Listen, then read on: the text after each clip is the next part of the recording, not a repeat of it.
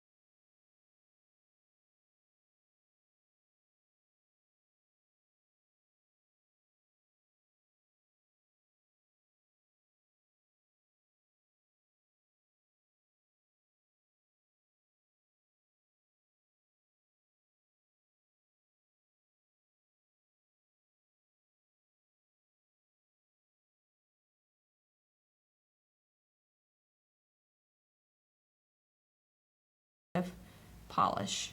Alrighty, nails are done, and I'm very happy with the results. So happy. I think the color is actually very pretty, and it does look very similar to the cap, the color that I was first kind of concerned with the first coat, that it wasn't going to be as intense or as beautiful, but they turned out very, very nice. They have a nice substance to them. They're not thick, but they look like gel polish on my fingernails, which I love. And when I'm touching them, they feel very nice. They feel very sturdy. They feel like there's substance on my nails, and they feel like they're gonna last for a while, but you never know. The one thing I do want to say, I have three concerns. Not concerns, one thing that I didn't really enjoy. So the first one being was the base coat. It's super, super thick, very goopy, and they do say they want you to apply a very thin, even coat to every single nail.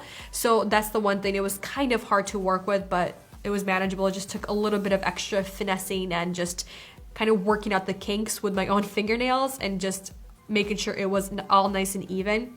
The next one I do want to say is for the top coat, the shiny top coat. It's thick, but it's more runny than the peel off base coat. So if I did apply a little bit too much, it could get stuck in the nail well right here on the sides of the fingernails connecting to the actual finger, the skin. So I did have to make sure and kind of clean that off before I cured the fingernail. So just that one little thing, it's a very thick, but it's runny. It's a lot runnier than the peel off base coat, this one right here. So keeping that in mind, that's another thing that it was thick but very, very runny. And then another thing that I was kind of had concerns or questions about was, since they did replace the mini LED UV lamp for the full size, I love that part. I think it's great because you can fit your entire hand in there. The one thing, it doesn't have the 45-second option. I believe the miniature one did. I could be wrong, but I believe they did because that's what they have written on the mat. Cure for 45 seconds, but they only have 10, 30, and 60 seconds, and then a 90 half seconds, which is on a low heat mode. But the thing is, it went the full 90 seconds, so that kind of added a little bit of extra time, extra 45 seconds to every single step that I had to do. So, but the positives, I love that this entire system came with everything and 3 colors that you could choose yourself. So I really like that. It is expensive, $175 US for the entire kit, but you did get a lot of stuff. So if you already have a UV LED lamp, you can just order the steps and then the colors that you want. The one thing now, the last question is this really going to come off in water? And is it going to come off when I'm washing dishes or taking a shower in warm or hot water? So that's the one thing. So far, I'm very impressed, very happy, and we will try tomorrow morning to take one hand off the fingernails in water. Please let me know if you have tried the system out. What do you think of it? Has it lasted for you a really long time?